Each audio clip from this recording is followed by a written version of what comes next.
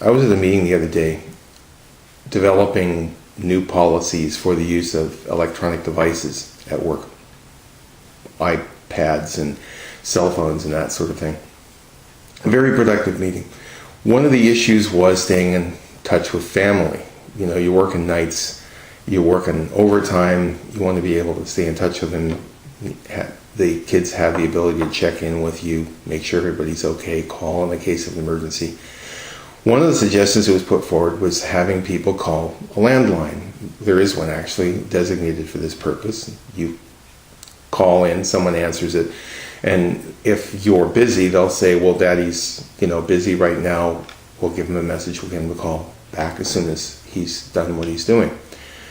And there was one person that objected, and they said, you know what, I've got my child device, my children devices, and I've programmed it with my number. And in fact, just in case of an emergency, in case something happens to this, they have memorized my number. And you're asking me to memorize another number. 2 numbers? You want my kid to remember 2 numbers? See, this is the problem, the plague with modern electronic devices. People have downloaded their brains onto these things. Let's be clear, this thing is a really useful storage device. It is there to record information. But the greatest supercomputer that's ever been created is not capable of reasoning. It is not capable of thought. That's what this thing can do.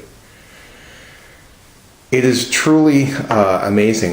During the course of a shift, I'm frequently contacted by young men and women in uniform who want simple numbers for work, addresses for work, things that they should be familiar with, and yet they don't remember them because they made no attempt to.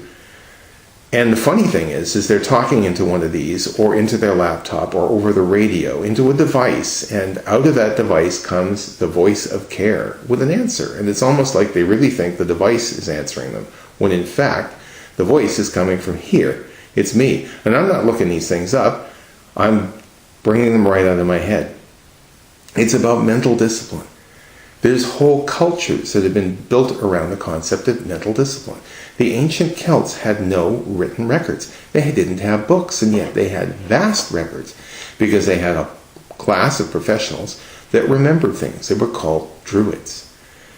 The mind is capable of amazing things, but there is an old adage, if you don't use it, you'll lose it. And this is very true. I see evidence of this every day. You see people programming these things to dial 911, a 3-digit number. And they don't think that they can remember it. And then because they're not using this, because they're not disciplining their minds, they forget to turn this thing off when they're not using it. They put it in their back pocket, and 911 call takers, hundreds and hundreds of times every day, talk to people's asses because someone's sitting on the thing in a bar or restaurant or wherever, and it's dialing 911 over and over and over again because they can't use this. It's even affecting people's ability to use language. I got a message from a young officer. He sent, what's the number for conversation? What's the number for conversation? What does he want, a 1-800 number? So I sent him a message back, if you want to talk to me, my local is, and I put it in and I send this. And he sends back a message, no, I mean wildlife. Maybe he really does want a 100 number. And then it suddenly occurs to me, and I send a message back, do you mean conservation officer? And he goes, yeah. Isn't that what they said? No. I mean, on an almost daily basis, I had people sending me messages saying, I'm dealing with a heroin addict. They spell it Heroine, which gives me the impression that you're dealing with someone addicted to romance novels. If you don't use this, you'll lose this. And you can, and if you want to do magic, and if you want to do energetic work, and you want to go out there and achieve your desires, you have to discipline this.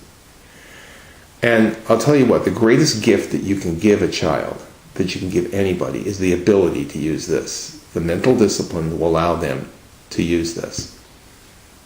Give them that and they can accomplish anything. It'll be the greatest thing you ever did for them. So thanks for listening. Go use your mind, discipline it. Yes, your child can remember more than one number. They can remember dozens, believe me. It's possible. But not if you don't think it is. And go out there and be glorious.